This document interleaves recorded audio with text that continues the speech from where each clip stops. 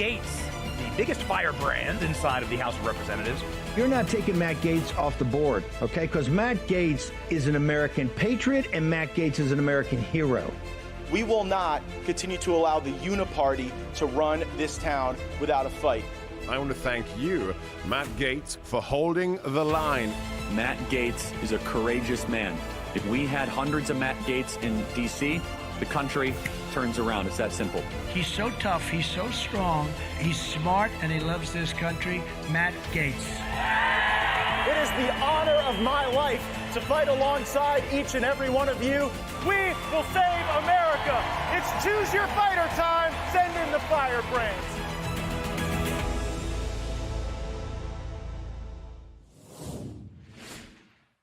And this bill today funds all of that, continues to fund all of that. Every single Republican should vote no, and should be ashamed of ever voting yes. This is our opportunity. This is the time. Remember, this was supposed to be done last September. We're now in the middle of March of the next year. This is their opportunity to say what happened on the border yesterday that all of America is now looking at as they wake up this morning. This is going to stop, and it's going to stop with us. And if they don't vote no on this bill, what they're saying to their constituents, their bosses who sent them to Washington, D.C., Democrat or Republican, what you saw at the border, that's fine with me. That's good. Let's get more of that.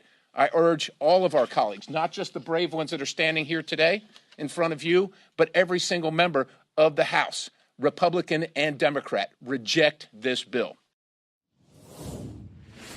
That was Congressman Scott Perry. We are live here in room 2021 of the Rayburn House Office Building on the Capitol Complex in Washington, D.C., where the very shame that Scott Perry described played out as the House of Representatives passed the second half of the omnibus spending legislation today that we've worked so hard to try to stop. At the end, there were 286 yes votes, 134 no votes, so an overwhelming more than two-thirds majority for this terrible piece of legislation. We're going to go through some of the bad earmarks in it, some of the bad funding choices that were made. We always like to look at where the Republicans stood. And you heard Scott Perry there, a leader in the Freedom Caucus, calling out Republicans who would vote for this Democrat spending bill. 101 Republicans shamefully voted yes.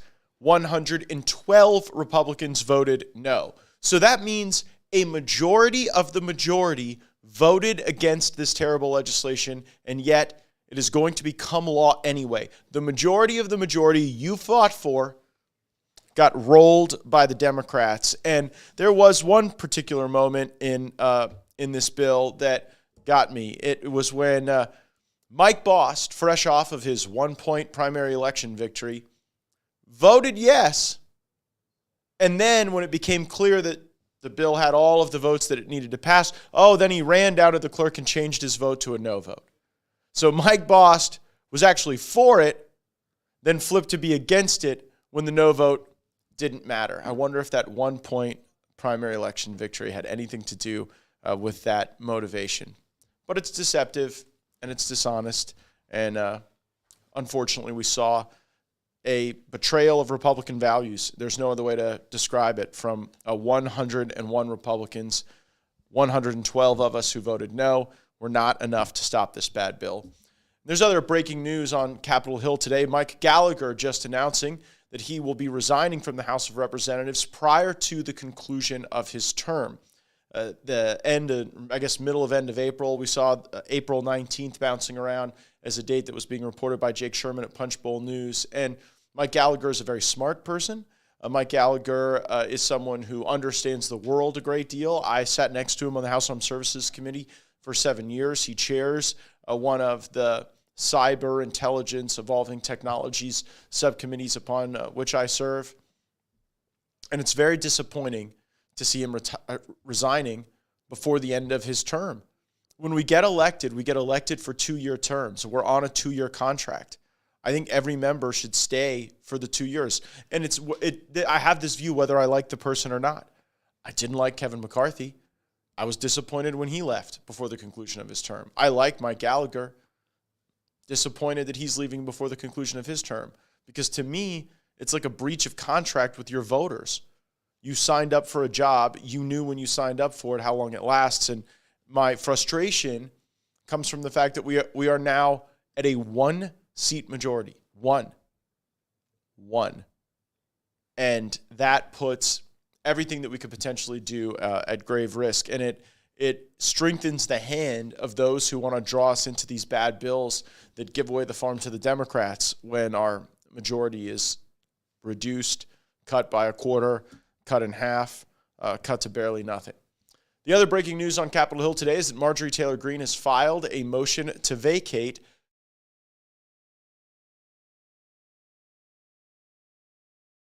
Miss Greene filed and the one that I filed.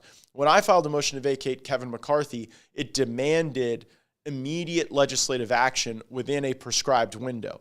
So 2 days after I filed the motion to vacate McCarthy, there was a window that opened, and immediately upon that window opening, I called for a vote. We heard Congresswoman Greene describe her intentions very differently today. Her intention was not to file this and call it up for a vote within 2 days as I did. She's filing it, and I guess for lack of a proper legislative term, she's allowing it to cook. She's allowing it to simmer. She's allowing it to, I guess, be the subject of some discussion and debate. And it's hard not to view these two stories, Gallagher leaving, Greene filing this, in some concert, right? Because whether or not you can execute a motion to vacate the speaker is contingent upon your size of majority at any given moment. And when I vacated McCarthy, I made a promise to all of you, to the entire country, that we would not end up with a Democrat speaker.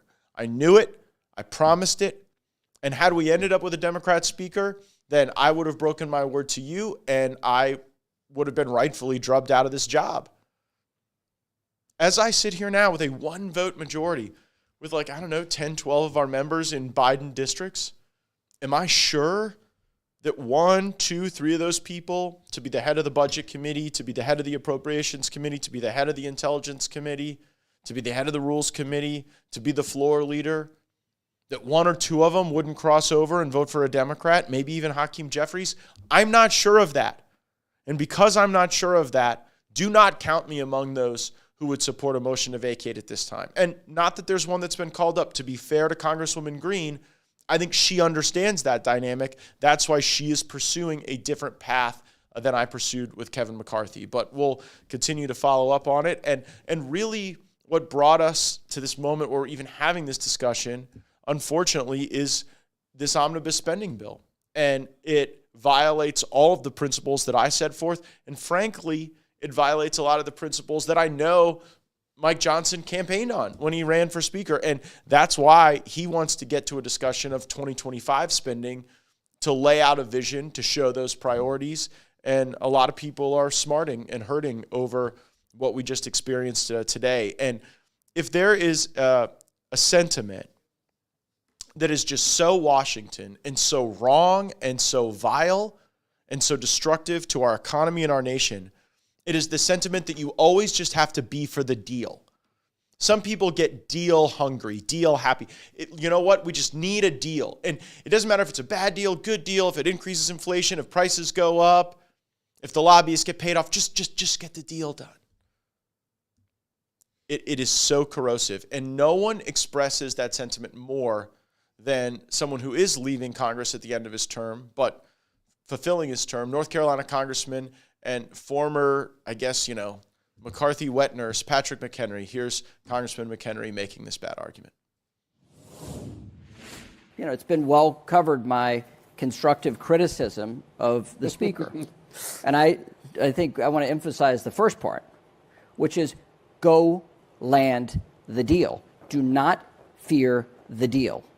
You have to go land those legislative priorities in order to show power and to exercise power. Otherwise, you don't want to be speaker unless you want to go land deals. He has now landed his second big deal as speaker, and he'll land it this week. That should be commended. Just work for the deal. And I'm going to go over some of the bad stuff that was in that deal, but we've got some comments on the live stream. People want to know who voted which way. And so, Jacob, let's make sure we get the vote sheet from our legislative team, and post on our official Facebook and our official X pages so that the people here who want to know where their member of Congress is can see how the vote played out. But it was a vote on so many things that do not have an appropriate federal nexus. Let me just go through some of these earmarks. So New Jersey senators are at $500,000 taxpayer dollars that they got to fund a state organization that force feeds the LGBT agenda in schools. The group, Garden State Equality, assists in finding gender mutilation surgeries for minors. And they harass schools that prevent biological men from using women's bathrooms and participating in women's sports. So that's what $500,000 went to. Massachusetts senators got $1 million in taxpayer funds to support a leadership academy for left-wing political organizations. The Massachusetts Women of Color Coalition that explicitly caters to non-white women. So if you are a man or if you are white, this $1 million in Massachusetts is not for you, and really it is a beachhead for the defund the police movement. Part of what they're advocating for is, quote, use of force statutes and policies, close quote, for police to change. Maryland getting their nose down in the trough. Their senators want $500,000 in taxpayer dollars for an organization called The Third that provides a safe space for women of color entrepreneurs. I mean, in Maryland, if you need to go create safe spaces for a specific ethnic or immutable trait of entrepreneurs, then do it with your own money. Connecticut senators want $156,000 to subsidize construction of the Hartford Gay and Lesbian Health Collective. Wisconsin senator wanted $500,000 to promote LGBT programs to teenagers. So we're going into debt. We're $34.5 trillion in debt. We're driving $2.5 trillion annual deficits. But Teens Like Us is a program that you are now funding so that there can be trans tape kits provided to minors. That's literally what they do. And Wisconsin's Democrat Senator Tammy Duckworth wanted that. Connecticut senators got $155,000 in taxpayer monies going to an organization called Make the Road CT. Their executive director recently criticized Joe Biden for rightfully calling Laken Riley's murder illegal. So the head of this organization criticizes Biden for calling a murderer illegal, and a $155,000 windfall as a consequence. This legislation is chock full of this stuff. The top lines are too high. The debt is just blown out, and no one seems to be too eager in taking responsibility for it. One of my terrific colleagues, fellow Firebrand, Chip Roy, was debating on the floor against this bad legislation. Take a listen. The Democrat leader talks about the mosaic. I assume by the mosaic that anyone who votes for this bill today will be supporting that we're talking about $156,000 for the Hartford Gay and Lesbian Health Collective, an organization self-described as champions of LGBTQIA equity and provides training in cultural competency and access to health care for LGBTQ youth, or $2 million in Oregon clinic that provides hormone therapy for kids, or the $850,000 for gay senior housing in Massachusetts, or $400,000 for the Briar Patch Youth Services in Wisconsin that has gender-affirming clothing program for kids 13 to 18, or $400,000 to the Garden State Equality Education Fund, which helps minors transition genders, promote biological boys playing girls' sports and using the same restrooms. I could go on and on. How about the $1 million for the Inner City Muslim Network, which calls for the destruction of Israel? That's what we're funding. That's precisely what we're funding in this legislation. So when the Democratic leader talks about a mosaic, that's what he's talking about. And my Republican colleagues who will campaign against it all year, they're voting to fund it today. To be very clear, my Republican colleagues are voting to fund that so-called mosaic today, unless they choose the right path and vote against it. And my friend from California, when he talked about, the horrors that'll happen if we have a CR. Well, we shouldn't be here. This is the swamp acting what it does. Have government funding expire on the Friday before a 2-week recess heading into Easter, precisely to have the pressure of jet fumes so that the American people are the ones left holding the bag, so that we, members of Congress, can go off to our Codels, can go travel, can go do your fundraisers, can make sure you get home. But the ones left holding the bag are the American people. And when we talk about this, the game was given up. When we talk about defense, everything that is happening here is being done in the name of defense. Everything that you see. And talking about how our national security will be undermined. Well, tell me about national security in Texas. When you have the National Guard getting rolled over in El Paso. When you have Texans dying from fentanyl poisoning. When you have gangs and cartels operating in Texas. Talk to me about national security then.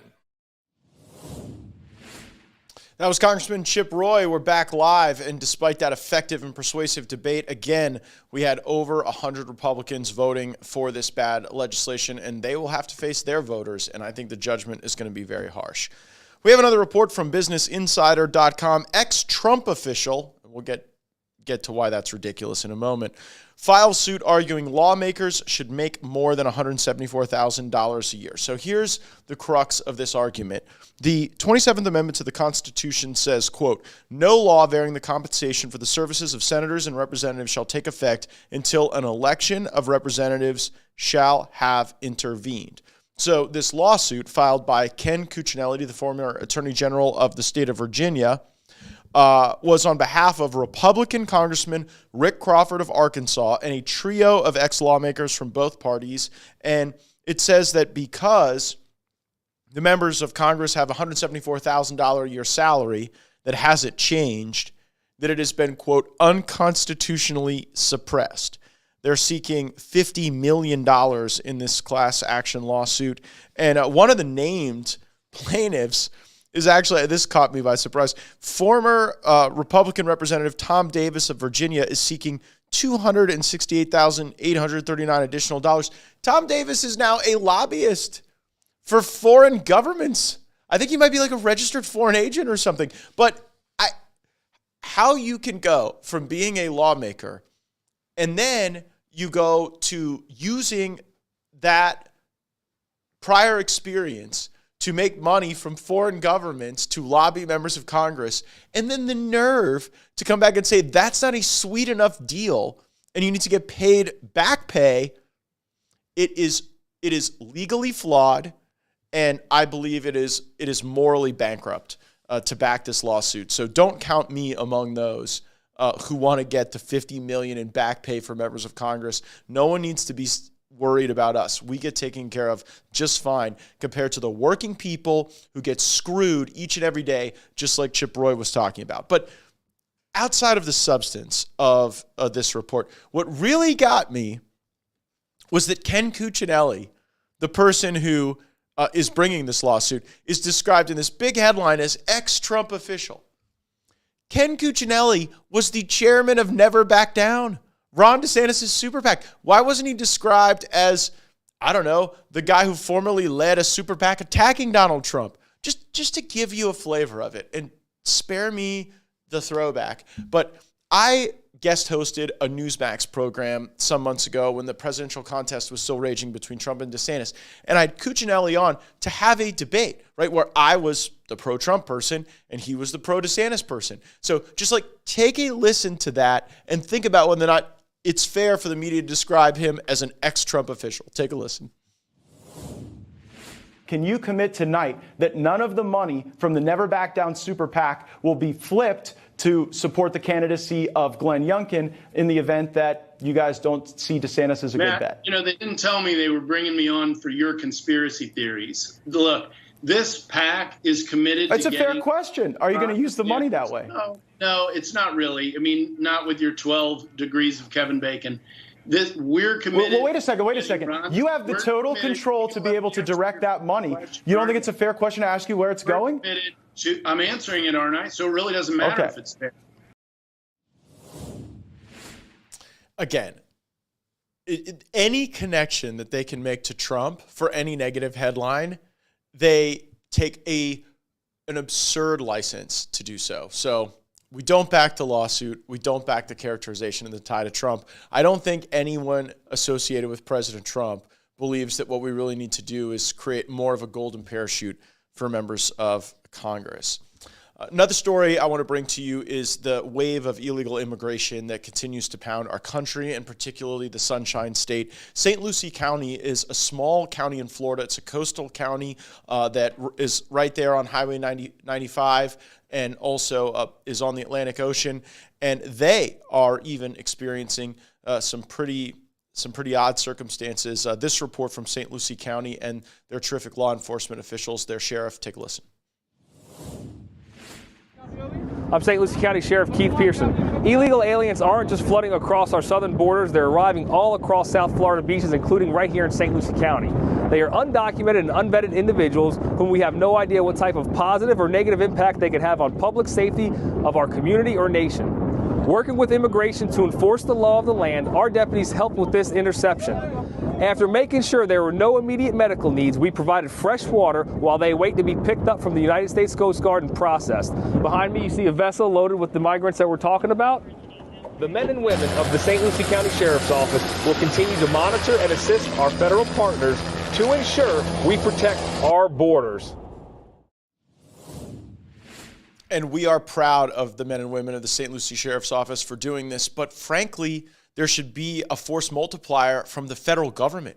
We know we are facing a mass wave of these Haitian migrants, and if Joe Biden would declare the anticipated mass maritime migration, we would have support for folks like those brave public servants that are working for the St. Lucie County Sheriff's Office. Again, we thank you, we salute you, and the federal government should be doing a lot more to have your back. And really, this immigration crisis takes so many twists and turns and has so many tentacles. I wanted to just bring you an interesting perspective on like how bad it's gotten. And we get this story from the terrific team at WEAR in Pensacola, but the illegal immigration and the phony asylum process has gotten so bad, it's created a cottage industry of fraud feasors who go and act as if they are the government or a lawyer or helping you to like make your asylum claim when you come to the country illegally, and then they end up grifting the illegal aliens. So in this story, you have a Honduran man living in Pensacola,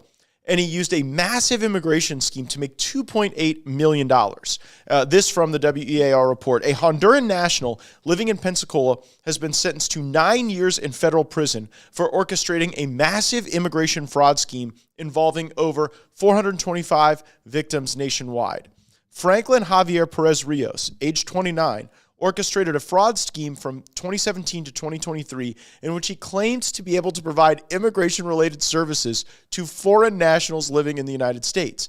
He profited at least $2.8 million from victims, according to the district attorney's office, which he used for gambling and to fund a lavish lifestyle. Perez Rios, who had no legitimate qualifications, pretended at various times to be a United States government official, a former United States government official, an immigration attorney, a paralegal, or an immigration services personnel of some other means. Perez Rios did not obtain status for any of the victims he promised. Rather, he routinely filed asylum paperwork with USCIS on the victims' behalf and told them they had to travel to California with him, where they would be subjected to medical examinations and vaccinations. Neither the medical examinations nor the trips to California were legitimately part of the asylum process. For other victims, Perez Rios filed no paperwork on their behalf, and to keep victims believing he was working on their behalf, Perez Rios provided them with forged documentation supposedly from the United States government. Again, it's gotten so bad that you've created a cottage industry of fraudsters to go after the illegal aliens. I never thought we'd be at this point, but nonetheless, that's where we are. We had big testimony from General Mark Milley on the Hill this week regarding the botched withdrawal from Afghanistan. And one thing I found interesting, like you can always count on Mark Milley to throw somebody under the bus, right? I mean, he took every occasion to throw Trump under the bus, and now they're even throwing the Department of State under the bus regarding the Afghanistan withdrawal. A lot of shade being thrown at the Biden White House. See if you can read them between the lines. Take a listen. Number of Americans. This was always an issue. The number of Americans, as General McKenzie said, an F-77 report is supposed to, every ambassador in every country of the world keeps an F-77 report, and they're supposed to track the Americans, where they're at, the phone numbers, address, et cetera, in the country. That was always a difficult number for us in the Department of Defense to get a hold of, and I think it's true at the tactical level and operational level as well. And I'll be candid. I don't know the exact number of Americans that were left behind because the starting number was never clear. Same is true of at-risk Afghans, SIVs, the commandos, other Afghans that serve with us. Those numbers varied so widely that they were quite inaccurate, as best I could tell at the time. I would just say I'm not sure, even today, about the accuracy of all those numbers.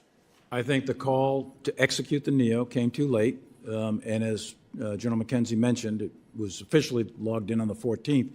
At that point in time, the Afghan government senior leadership was preparing to depart, and they departed the next day on the 15th. Thousands of Afghan civilians were gathering at the airport. The Afghan security forces were collapsing in the various provincial capitals, and although there were some still in and around Kabul. So the general situation at that point was 750 U.S. soldiers in and around the embassy. The Turkish troops were required, along with some ANSF, to protect HKIA. They melted away. So you had a situation with the U.S. Embassy and 750 troops when that NEO was called, and now we had leaned forward. So I think it's the 9th, 10th, or 11th time frame. We had already put forces on alert, et cetera. But in essence, we alerted, Marshal deployed 82nd Airborne Division, Division Ready Brigade, and the MU out of Saudi that was underneath General McKenzie's control. They rapidly deployed along with special forces to take control of that airport. It took two to 3 days. That's where those videos come from. But they eventually wrested control of that airport. And General McKenzie, you agree with that assessment? I do. That reflects the opinion I had at the time and the opinion I had now.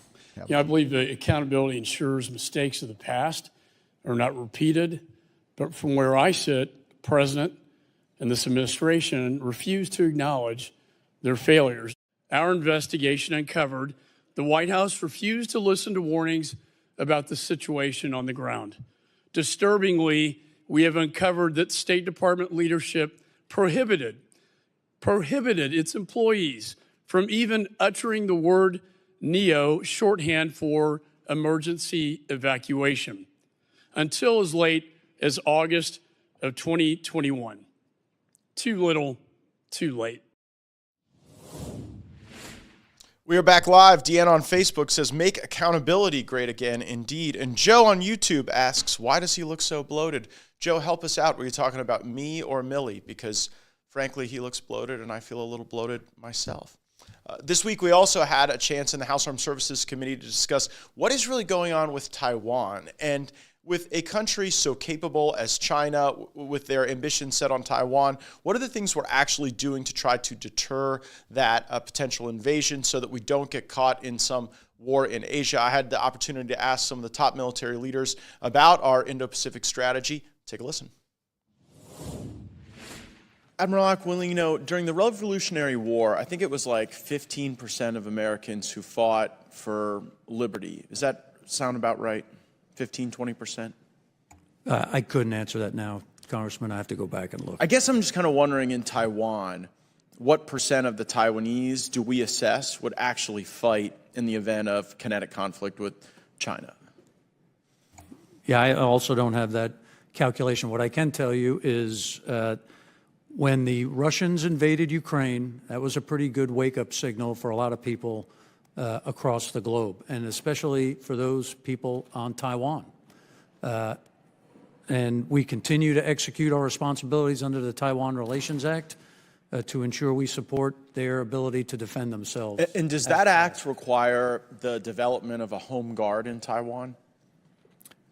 I'd have to go back and look at the law. I don't specifically know if that... I don't think it does, but maybe you could talk a little bit about what the home guard theory is in Taiwan, how that would enhance their capabilities. Well, again, it's what the people on Taiwan have done is they do have a reserve activation program. President Tsai just extended that to a one-year commitment.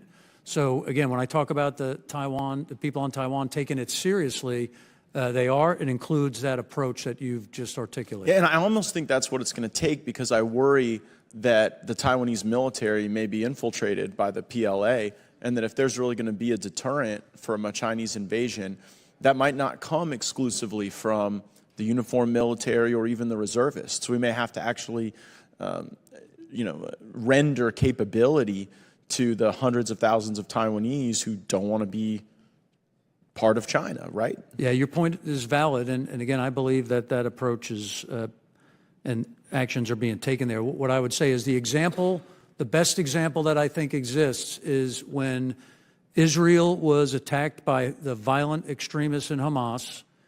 The next day, 360,000 Israelis reported for duty.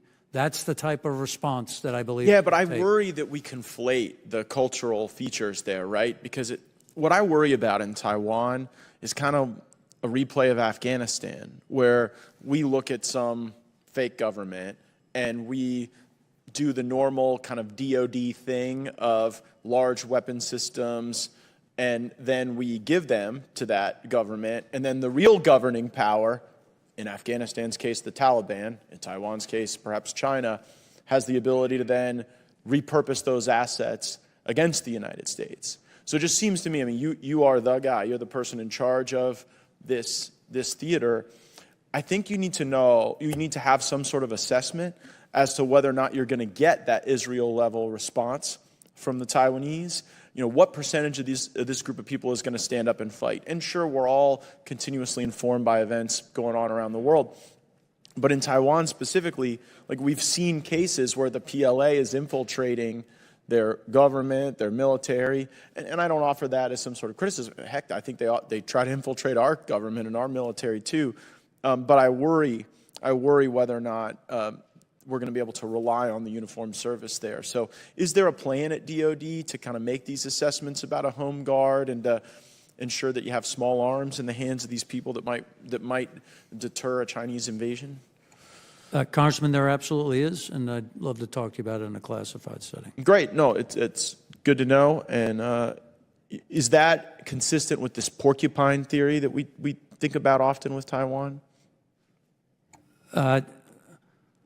I don't use the term porcupine theory. A lot of people do. Why don't you use it? I hear it a lot on this committee. Well, again, I would articulate it in a way that is in alignment with the law, which is we're providing the people on Taiwan the ability, capability, and training to be able to defend themselves in time of conflict.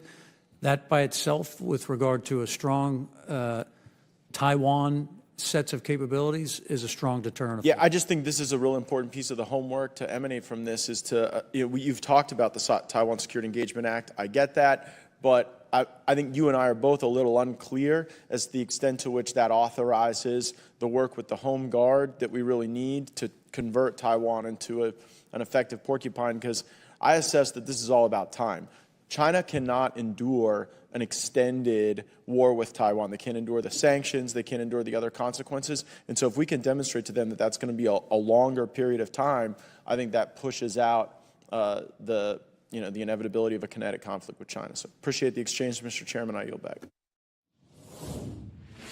And we are back live. There's a MTG for speaker sentiment on the live chat. Man, wouldn't that be something? I would be here for the MTG for speaker experience, no doubt. PK on YouTube asks, how can I work with the 101 Republicans who voted for this bad bill? And honestly, it's not that easy. And for whatever dislike I have for that vote, they probably have plenty of dislike directed back at me. But the difference is when I do things that folks don't like in Washington, they don't like it because it makes them uncomfortable. It disrupts their fundraising and their progression to power and leadership. And when the establishment does things that I don't like, it's not like to me, it's to the country. It's to every person paying higher prices.